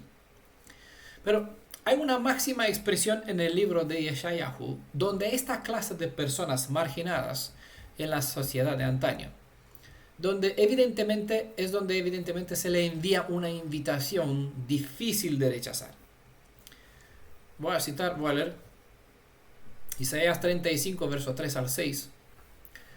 Fortalezcan las manos débiles, afirmen las rodillas vacilantes, digan a los de poco ánimo, ¿vale? Alguna tradición pone cobardes, pero no ese es el sentido de cobarde. Por eso yo he puesto aquí el sentido de poco ánimo, persona que... Débil, sí, que no tiene valentía porque ha sido sumiso, obligado a estar con la cabeza agachada, como vimos en la profecía de Zacarías, ¿no? Mentalidad de esclavo. Hicieron los 4 cuernos, ¿no? Doblegó al pueblo para mantener la cabeza para abajo, ¿vale? Entonces, tienen la mentalidad de esclavo mucho. Ese es el concepto de... Por eso la expresión la puse aquí. Díganle a los de poco ánimo, sean fuertes, no teman. Aquí está su Elohim, que trae el desquite, es decir, trae la libertad. Él mismo viene, ¿eh? Ojo al detalle, porque no sé, él enviará a alguno o enviará a un Mesías, ¿vale? Entendemos que es una cita que se refiere a lo que estamos enseñando, que el Elohim del Tanaj es el mismo Mashiach, el que dijo que tiene la redención y el que redimió, efectivamente, no se aplica al papá del Mashiach. Él mismo viene, los desagravia y los salva, ¿vale? Está la palabra Yesha. Se desplegarán los ojos del cielo, despegarán, desplegarán, como las alas de un avión. Se despegarán los ojos del ciego, los oídos del sordo se abrirán, saltará como ciervo el cojo, la lengua del mudo cantará, porque ha brotado agua en el desierto, arroyos en la estepa, ¿vale? Puede ser... Ya sabemos que la redención o la promesa tiene aplicación tanto física como espiritual. En los dos sentidos hay bendición, ¿vale? Puede aplicar todo eso al sentido espiritual, pero igual en el sentido más real posible. La idea de invitación a la boda para un desvalido es sinónimo de redención y restauración. Salud. Ya que todos aquellos que se acercan debidamente a la presencia de la fuente de vida sanarán sus faltas. La obra de Yeshua inició con la sanación de un paralítico. Marcos capítulo 2, verso 1 al 12 dice. También puede verlo esto en paralelo con Mateo capítulo 9, verso 18, del 1 al 8. Y también encuentra la misma historia de la primera sanación en Lucas capítulo 5, verso 17 al 26. ¿Vale? 3 fuentes. De la misma manera, la actividad de los discípulos comenzó con 2 acciones que trajo sanación a 2 enfermos. Así se evidencia en Hechos capítulo 3, verso 1 al 10, donde un paralítico es sanado por Pedro y Juan, y luego en Hechos capítulo 9, verso 32 al 35, se presenta un paralítico llamado Eneas. Entiendan, o debemos entender, que la discapacidad nunca es sinónimo de incapacidad. Las parálisis y las limitaciones internas son más radicales porque no son fáciles de reconocer y pueden pasar desapercibidas al punto de ser socialmente aceptables. La discapacidad más frecuente vista no es tanto a nivel físico, porque esa discapacidad es más bien interna y de naturaleza emocional mental. Esa es la razón por cual no se suele observar a simple vista los discapacitados espiritualmente enfermos, porque este tipo de enfermedad es interna. Este mismo texto revela una verdad absoluta. Se suele interpretar estas 2 siguientes afirmaciones, salir a las cruces de los caminos y buenos y malos, como si esas se refieren a salir a buscar entre las naciones del mundo y traer a los cristianos. Pero el texto no insinúa tal cosa, porque la especificación cruce de caminos nos indica que se refiere al territorio que forma parte del regato del dicho rey y no de uno ajeno. El texto indica que la invitación a nuevas personas se hace en la misma tierra y no en tierras gentiles, ya que obviamente esas tierras ajenas pertenecen a un otro rey. La enseñanza de esta parábola solo se refiere a las personas. Imagínense que usted da una boda y en lugar de invitar a sus vecinos, familiares por aquí cercanos, se va a los chinos, ¿vale? En otro territorio después del mundo, y los invita. Ese es el concepto que tiene el cristiano. Bueno, fueron desechados todo el pueblo judío hebreo y se envió cartas a los Filipinas para que sean aquí un cristiano llamado a invitación. Pero Filipinas, como todos los reinos del mundo, pertenece a cada una a una deidad ajena. Cuando la tierra fue dividida, está escrito, Moisés lo escribió, el Creador reservó la tierra de Israel para Israel como su posesión, ¿vale? Todo lo demás pertenece a distintos hijos a ángeles caídas. Así se presenta en Daniel. Me voy a luchar en contra del príncipe, es decir, los que es el soberano, el que está sobre los persas y los medas en Irán. ¿Vale? Hay un soberano, hay una deidad, hay una potestad. ¿Vale? Cada pueblo tiene a su potestad, que está en conflicto con el príncipe que defiende al pueblo de Israel. ¿Vale? Es así. El rey de la parábola, si se refiere al pueblo de Israel, que sería un rey hebreo, ¿vale? Invitó cartas a los dirigentes de Israel. Esto, bueno, lo rechazaron, obviamente. El cristiano dice con todos los judíos con ellos rechazaron. Bueno, pero ¿cómo puede que un rey de Israel, porque nunca el rey de Israel o el Elohim de Israel no se presenta, el Elohim de los gentiles, que la tierra es el mundo como esfera, como planeta, ¿vale? Pertenece al Creador, es una realidad, pero en este estado, esta está ocupada por ángeles caídos, por otras deidades, ¿vale? Entonces, la tierra de Israel sí que pertenece al Elohim de Israel. ¿Cómo sería que el Elohim de Israel envía carta para traer al de Balaam, a los moabitas, a los adventistas, que sirve a Baal, a Tamuz? ¿Vale? Entraría un conflicto con él mismo, quien por derecho dio derecho, ¿vale?, al príncipe que reina sobre los credos adventistas, sobre los rumanos, por ejemplo, Rumanía, porque hablamos de territorio, no de credos. ¿Vale? Entraría en conflicto de intereses, ya no sería justo, ¿vale? Estamos hablando de otro nivel, ¿vale? No sería lo correcto. Entonces, desde la perspectiva razonable debemos aceptar que no se puede referir cruce de los caminos, hablar de la tierra de los chinos, de Francia, de Alemania, de España, de donde sea, por donde hay credos y la gente cristiana puede venir. No, se refiere a cruce que está dentro del territorio que pertenece al mismo rey. La enseñanza de esta parábola solo se refiere a personas del pueblo de Israel y no cabe lugar aquí, al menos aquí, en este contexto, para el mundo gentil.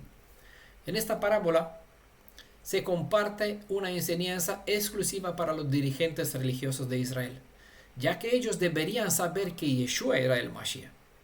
En Mateo 16, verso 1 al 3, se revela que ellos tenían la capacidad para saber que ya vivían en los días del Mashiach, pero ellos rechazaron al Mashiach. De hecho, que cuando llegó los tres sabios al Herodes, este llamó ¿a quién? A los sabios conocedores de la Torah. Dice, a ver, ¿qué es lo que vieron esto? ¿Qué señal? ¿Qué estrella? ¿Qué príncipe? ¿Qué rey? ¿Qué hicieron estos? Pues abrieron los libros, mostraron las evidencias porque eran conocedores de esas realidades. Deberían ser los primeros que acercarse para venerar, porque ya conocía la señal astral, porque los astros son los testigos fieles. Marcaron la señal, se reveló, se mostró, deberían saber, una estrella nace en Jacob, ¿vale? En Jacob, ¿vale? Hablando sobre el Shiloh. Ellos eran conocedores. Herodes entendió y actuó como tal. Los rabinos, los fariseos conocedores que se sentaban en la silla de Moisés, deberían saber, lo sabían, pero no actuaron como es debido. Y cuando vieron al Mashiach y vio que la gente sí se afera, lo mostró en todos los hechos, trataron de como asesinos, ¿vale? Rechazaron la invitación suya. Entonces, ¿qué sucede después? ¿Cómo fue el mandato de Yeshua? Vayan a los cristianos. Ni existían. ¿Sí? No. Vayan desde Jerusalén hasta el confín del mundo para buscar a las ovejas perdidas de la casa de Israel. Esos son los marginados. Los que no eran judíos, los que se gentilizaron. Sobre eso habla Romanos 11. Esas son las ramas naturales que por derechos pueden volver. Esos son los 3,000 que estaban a la cruce de los caminos del territorio de Israel, hebreos esparcidos, que volvieron al templo y aprovecharon la invitación. Según Juan capítulo 7, verso 49, los mismos rabinos fariseos veían a toda la demás gente en Israel como gente indocta, gente despreciable, por no ser conocedora de la Torah. Dicho eso, los malos serán la gente más despreciable de la sociedad de Judea, como pecadores, los publicanos, etc. Decir en esta parábola que los dirigentes de Israel, a los dirigentes de Israel, que aquellos que ellos despreciaban ocuparían el lugar que ellos deberían haber ocupado, era lo mismo que ya se les dijo anteriormente mediante la parábola de los arrendatarios de la viña, que ellos lo entendieron bastante bien, afirmando, entendiendo, habla sobre nosotros. Mateo 21, verso 31 dice: en verdad os digo que los publicanos y las rameras entrarán llegan antes que vosotros al reino de Elohim. ¿Vale? Ellos entendieron bien la moraleja de esta parábola, no como los intérpretes actuales la interpretan aplicando a otros. Entendieron que se refiere a ellos y que los demás, que ellos venían como rameras y publicanos, o sea, las rameras eran en Judea, los publicanos eran como Mateo, ¿vale? No eran gentiles romanos, eran de los suyos, a quien ellos despreciaban. Estos vivían al cruce de los caminos, porque obviamente no estaban en las ciudades o los palacios, en casas ricas. Mateo 22, verso 11. Vamos para avanzar. Entró el rey a ver los comensales, y al notar que había allí uno que no tenía traje de boda. Notó eso, ¿eh?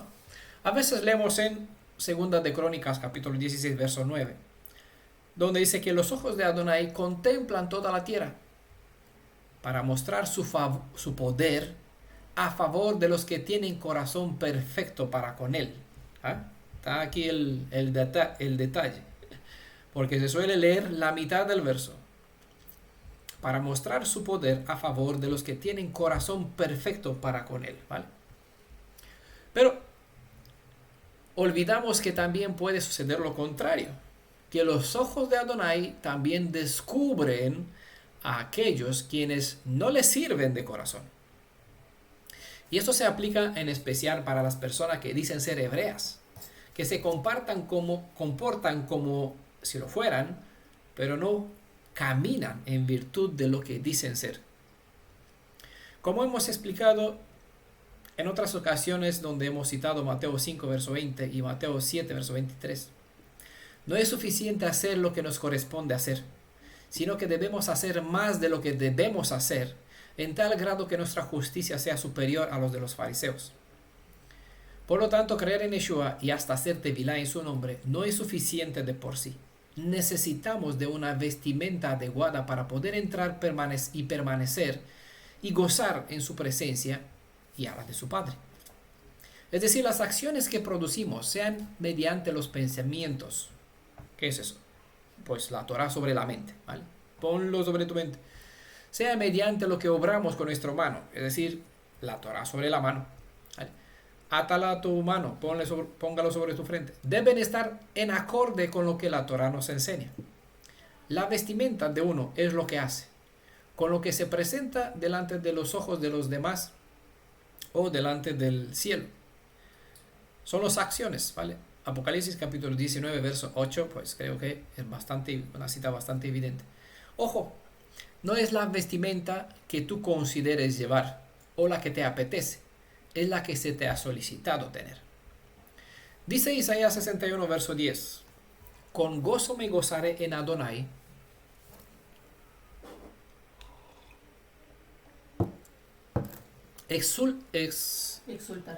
exulta mi alma en mi Elohim, porque me ha revestido de ropa de salvación, en manto de justicia me ha envuelto, como el esposo se pone una diadema, con la novia se adorna, como la novia se adorna con enderezos. ¿Vale? Metáfora, comparaciones. ¿Vale? Mi Elohim me ha revestido de ropa de salvación. ¿A quién? A Israel. A él está hablando. Obviamente esta expresión es una declaración que hace el pueblo de Israel tras la misericordia que Adonai quien les invita a la redención. En el Salmo 132, verso 16.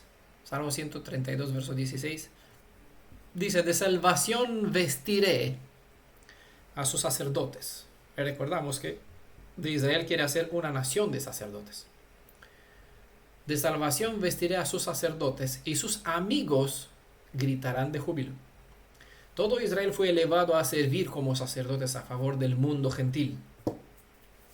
Para tener el vestido adecuado para presentarnos a la boda del rey, tenemos que estar en Yeshua, como dice Romanos 12, verso 5, cubiertos por su sangre, como dice Romanos capítulo 4, verso 7, capítulo 5, verso 9, Efesios capítulo 1, verso 7, capítulo 2, verso 13, Hebreos capítulo 13, verso 12. Ya que el que ha hecho la tevilá se ha cubierto con el Mashiach, así declara Galatas capítulo 3, verso 27. Dichosos los que tienen hambre y sed de justicia. ¿De cuál justicia? La de Elohim, obviamente. La de Yeshua, de la justicia de Elohim. Porque serán saciados, dijo Yeshua en Mateo 5, verso 6. Ellos oirán su testimonio cuando Él abra su boca para hablar, y responderán con justicia y estarán satisfechos, llenos, es decir, con lo que le oigan decir. Ellos serán capaces de recibir sus palabras con fe y su gozo será completo. ¿Por qué? Porque los ricos, pues por lo general no aprovechan. ¿Por qué? Porque tienen su propia justicia. Por eso estamos llamados. Nosotros tenemos que superar la justicia que tienen los que se consideran justos. Si ellos se esmeran a hacer lo correcto, nosotros aún más. Eso es el de andar en la segunda milla. Verso 12, dice Mateo 22. Le dice, le responde este, que no tenía el traje de boda, amigo. Dice, hey, ¿tú qué haces aquí? Amigo, ¿cómo has entrado aquí sin traje de boda? Él se quedó callado. Ir a la boda es sinónimo de ser redimido. Por lo tanto, rechazar la boda, la invitación a la boda, es igual a elegir la destrucción completa. Mientras tanto, aquellos que sí quisieron ir al banquete, no solo que tenían que ir a la boda, sino que también tenían que tener un dicho vestido de bodas. Tal como hemos dicho en otras ocasiones, para entrar en la tierra prometida a los redimidos de Israel, siempre recalco, no basta con tener una buena intención, sino de tener el nuevo vestido, como lo expresa Galatas capítulo 3, verso 26 al 27. Porque el que muere con Mashiach vive, mas no vive él, vive el Mashiach en él. Entonces, ¿qué obra produce? La obra de justicia. ¿Vale? Es lo que dijo Yohanan. El que es nacido de nuevo ya no peca. Es decir, ya no vuelve a ser transgresor en contra de los principios de la Torah. Obviamente andamos por el mundo y por eso nos ensuciamos en los pies. Así que necesitamos, antes de comer el pan y el vino, ya lo que hemos hecho una vez la tevilá, no necesitamos más que lavar los pies. ¿Vale? Es un símbolo, pero eso no significa que hay que hacerse un nuevo bautismo, porque no hay dos, ¿vale? No hay un segundo sacrificio para que yo muera nuevamente con Mashiach. Por eso que decía el hermano Juan, el que ya se sumergió una vez, ya basta de por sí si lo hizo correctamente como está indicado. No hace falta una segunda tevilá, basta lavarse los pies, ¿vale? Como indicó Yeshua. El término amigo que aparece aquí en Mateo 12, verso 12, viene de la palabra griega que es getairo, y esta significa camarada, compañero o amigo.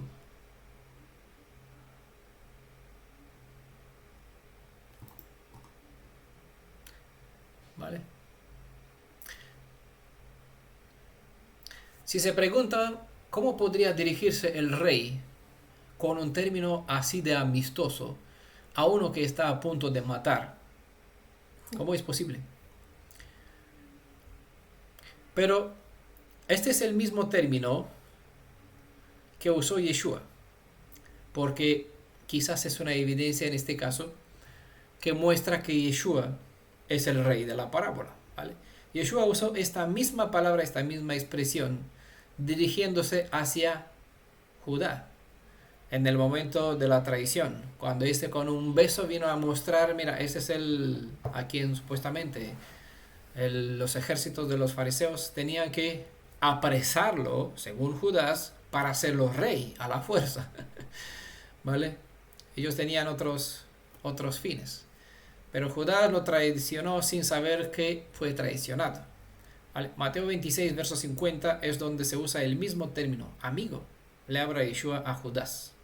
Como todos los demás invitados que fueron invitados a la boda, este también fue, esta persona también vino porque quiso, fue llamado, eligió venir. ¿Vale? No se muestra ninguna animosidad en contra de él. Es llamado amigo, vino deliberadamente, pero no fue aceptado. Este había aceptado la invitación, entró por la puerta, se dirigió al salón de las fiestas, ¿vale? Se sentó al lado de una mesa servida. Así se presenta, bueno, una buena cita está en Colosenses capítulo 3, versos 10 al 12. Pero aún así fue rechazado. ¿Por qué? Porque Yeshua se presenta como el que es la puerta. Vimos creo que en Juan capítulo 10. Él se presenta como el que es la puerta. Entonces, todas las ovejas de Israel, todos los redimidos, tienen que pasar por medio de él. Y el que no pasa por él, ¿vale? Por sus manos, pues obviamente él no lo puede reconocer. Sí que entra porque salta la valla. Si no pasa por él. Si no entra por la puerta, algunos saltan la valla. Entra de una forma inapropiada, inadecuada, ¿vale? Hay gente que sí que entra, como pues entró, pero no permaneció. Entrar no significa quedarse dentro. Obviamente una persona que no pasa por medio de Yeshua no puede reconocerlo. ¿Por qué?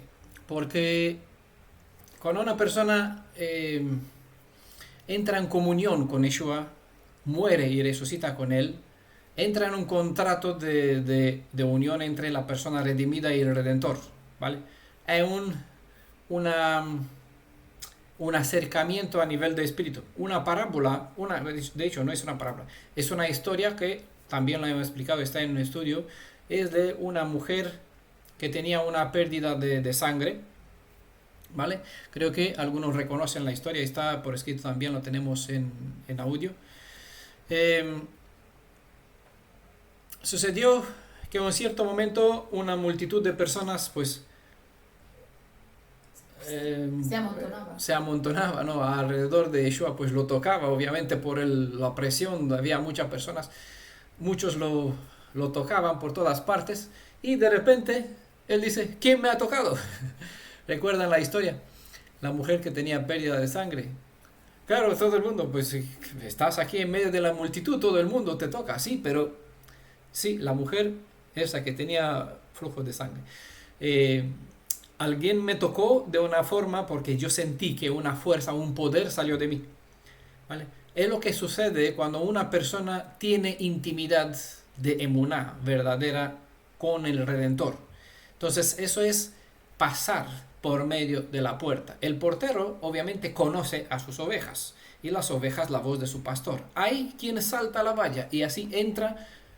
Está dentro del rebaño, como nosotros aquí en la comunidad. Hay personas que dicen, sí, estoy de acuerdo con las normas. Entra y luego se comporta como un ladrón, ¿vale? Vimos recientemente a una persona actuando de esta forma y hablar mal, decir, revelando que el espíritu que tiene no se compagina con los principios de la comunidad y de la fe, de la emuná en el Elohim de Israel como un hebreo. Entonces, claro, por eso... El redil pues siempre tiene pastor, tiene perros incluso, ¿no? Vigilantes, guardianes. Y la Nueva Jerusalén no por nada se presenta que tiene 12 puertas, ¿vale? Custodiadas por 12 seres mensajeros, ¿vale? Como es Malachim, ¿vale? Entonces, eso es la idea de reconocer la persona que tiene ropa. No tenía, ¿por qué no tenía? ¿Cómo se dio cuenta? Porque no sintió esta conexión de poder que salió de este espíritu de poder que salió de él para conectarse, para unirse. Vendrá mucho en mi nombre y dirán, mucho en mi nombre y dirán, hemos hecho en tu nombre, hemos sacado demonios, no os conozco, transgresores de la Torah, no tuvieron intimidad conmigo. Es decir, hay personas que sí aceptan la invitación, pueden usar el poder, el nombre del Elohim de Israel, pero no pueden, eso no significa que tiene comunión con él, no tiene intimidad con él, en el sentido de tener un flujo de espíritu o un alimentarse de él. Recuerden la visión igual de Zacarías, también está explicada, sobre el olivo, ¿vale? Y los dos, la menorá y los dos olivos, ¿vale? Hay una conexión, unos tubitos que alimenta, que conecta al Elohim de Israel, que es la fuente de vida, con el verdadero olivo, la Tanaj. Los escritos de los apóstoles, por ejemplo, pertenece a Elohim. De ellos sacamos fuente, que es un aceite, el espíritu para nosotros, para que podamos vivir. Pero hay un medio, bueno, hay una conexión, hay un tubito que pasa del olivo a la menorá, para que dé luz al pueblo, ¿no? Entonces, hay un conducto especial espiritual que conecta el hombre con el cielo. Entonces, cuando no existe este conducto, no hay un sentimiento de unión entre las personas, no hay intimidad, no circula. Entonces, Elohim no puede identificar a una persona como que su poder fluye hacia esta persona, de tal modo que, claro, el espíritu, que es el poder de Elohim, lo revista, como dice, en un manto de santidad o en un manto de justicia, ¿vale? Es lo que trata de decir aquí. Claro, ante esta realidad, una persona que se le presentan los hechos así en la cara, pues no tiene forma para justificar, ¿vale? Porque se le pregunta, ¿cuándo has hecho estas cosas? Yo no te reconozco, no te conozco. Entonces serán gente que viene, toca la puerta y dice, nosotros hemos hecho mucho como los 5 vírgenes, ¿vale? Pero no serán reconocidas, encontrarán una puerta cerrada porque no tuvieron el espíritu para estar conectadas con el novio, en este caso con el rey, ¿vale? En la parábola, para así entrar, obedecerle, entrar con él en acción. No, el rey no lo identifica como algo suyo. En el estudio de Zacarías también hemos hablado sobre el sumo sacerdote Joshua. Recuerdan que este está vestido con vestiduras sucias. Y se puso de pie, estaba de pie delante del Malach, del ángel, y el Malach, en este caso es Yeshua, como juez, respondió, dijo a lo que estaba delante de él, quitad de las vestiduras inmundas. Y él le dijo, he aquí que he quitado tu iniquidad y te he vestido con una ropa nueva. ¿Qué se puede perder? Ese es el problema, ¿vale? Esta ropa nueva que nos da cuando nos morimos y resucitamos con Yeshua, esta ropa en blanco, ¿vale? Se puede perder, o como se presenta en Apocalipsis capítulo 3 verso 4, se puede ensuciar. Aquí se habla sobre algunos que no mantuvieron, es decir, hay pocos en Apocalipsis 4, dice, hay unos pocos en medio de ti que no mancharon o mantuvieron la ropa blanca, ¿vale? No mancharon sus ropas. Entonces ese es el deber, la obligación que tenemos nosotros. Si hemos entrado en conexión con Yeshua, recibimos la invitación, seguimos por su camino, hemos recibido una ropa blanca, pues hay que mantenerla en condición, ¿vale? No sea que al dormir venga el ladrón en la noche, nos roba la ropa, ¿vale? La supuesta manto de justicia, porque si no edificamos para fortalecernos en la emuná, pues un viento de enseñanza, un supuesto maestro que ni cree en Yeshua, es anti-Mashiach, mejor dicho, logrará con sus astucias y por medio de engaño, de interpretaciones ajenas, pues robar la redención a uno y llevarlo por un camino hacia la perdición. Como se presenta igual en Santiago, ya el libro de Jacob, capítulo 2, verso 14 al 24, ¿vale? La fe, por fe, estas personas, como este varón sin ropa, aceptó la invitación, ¿vale? Abandonó, dejó su lugar, su casa, donde estaba por ahí sentado, mendigando lo que estaba haciendo, ¿vale? Dejó sus tareas, sus quehaceres, vino al palacio, se sentó a la mesa, disfrutó de las cosas de Elohim, ¿vale? Entró dentro de las bendiciones que ofrecen el pacto, pero como está escrito, la fe por sí sola es muerta, ¿vale? Entonces no es suficiente tener buena intención, buena actitud. Entonces tenemos también que obrar conforme a lo que tenemos. Los actos, como se presenta en Apocalipsis, son o reflejan que somos en realidad. Mateo 22, verso 13. Nos quedan 2 versos. Entonces el rey dijo a los sirvientes: atadle los de pies y manos y echadle a las tinieblas de afuera. Ahí será el llanto y el rechinar de dientes. ¿Vale? En Yohanan está hablando de algunos que estaban en medio de ellos en aquel tiempo, pero esta situación se repite siempre. Salieron de nosotros, pero no eran de los nuestros, porque si hubieran sido de nosotros, habrían permanecido con nosotros. Pero salieron para que se manifieste que no todos son de nosotros.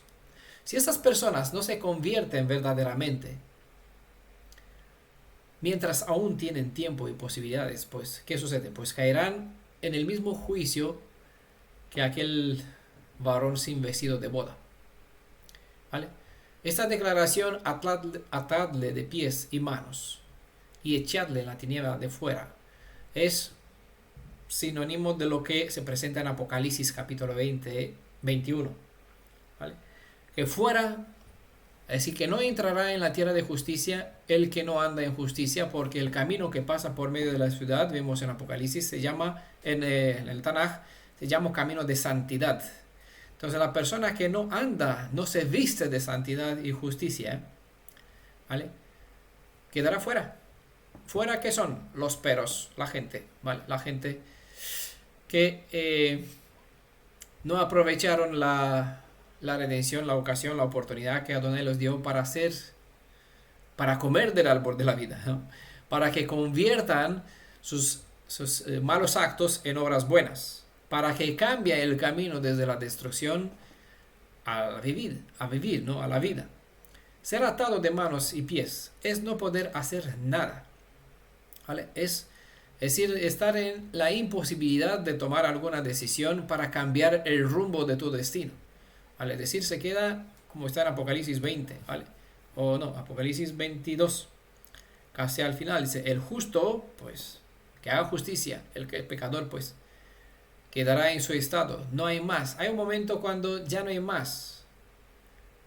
Y se encontrará uno en la situación de las 5 vírgenes que mencioné antes, que al tocar a la puerta, pues le dirá a la voz: ¿quién eres?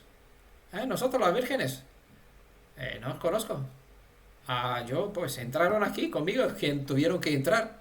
Vosotros no sé quién sois, ¿no? Esa es la idea de estar detrás de una puerta y no entrar en la tierra de los redimidos, porque uno le interesó más sus negocios, sus quehaceres, sus problemas, su propia salvación, su propia forma de obrar, su propia forma de negociar con la palabra.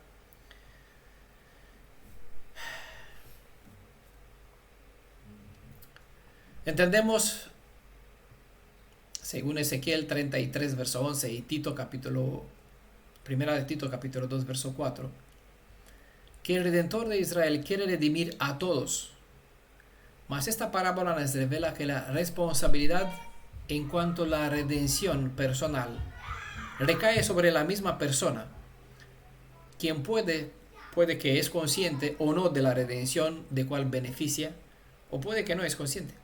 La mayoría de la gente permanece indiferente al llamado del Redentor a la salvación, y por eso pocos son escogidos o aprobados para entrar en el reino del Elohim de Israel, bueno, el reino de los cielos. Ese es el último verso con cual se acaba esta parábola. Muchos llamados, más pocos los escogidos. No es porque Elohim no quiere redimir a todos, ¿vale? Está escrito bien claro en el Tanaj. Él quiere que ninguno se pierda. Por eso envía a sus siervos, envía la redención, envía salvación. Vino él mismo, ¿vale?, para mostrarnos el camino, para enseñarnos. Nos dispuso su espíritu, nos abrió las escrituras, pero no puede forzarnos en ir, en obedecer, en hacerle caso. ¿Vale? Eso es nuestro deber de creerle, seguirle por donde Él nos quiere llevar, vestirnos de Él, morir y resucitar con Él, ¿no? Eso es significar, por eso estamos aprendiendo comer matzah, pan sin levadura, sacar la levadura. Todas estas leyes, los principios que están dentro del Tanaj, pues nos enseñan las mismas cosas, ¿vale? La persona que solo practica un rito es como una que acepta la invitación, mas no se viste con el Mashiach. Vestirse con el Mashiach es beneficiar del poder que hay detrás de la letra, donde el Espíritu te enseña que la levadura no tengo que sacarla de mi casa. Bueno, sí, sino básicamente tengo que sacarla de dentro de mí, porque esa es la casa donde tiene que morar su Espíritu. Y la casa donde tiene que morar su Espíritu tiene que estar igual de santa como el santo es el Espíritu que está dentro, ¿vale? No puede haber unión entre un espíritu de Shalom y una persona que le gusta la discordia, ¿vale? Tiene que compaginarse, tiene que sacar esta levadura de la discordia para llenarse de Shalom y compartir el Shalom, porque a esto fuimos llamados, a bendecir, ¿vale? Bueno, hermanos, aquí dejamos el estudio, espero que ha sido de bendición para ustedes, ¿vale? Nos vamos a quedar un ratico más aquí en la comunidad para responder a preguntas, dudas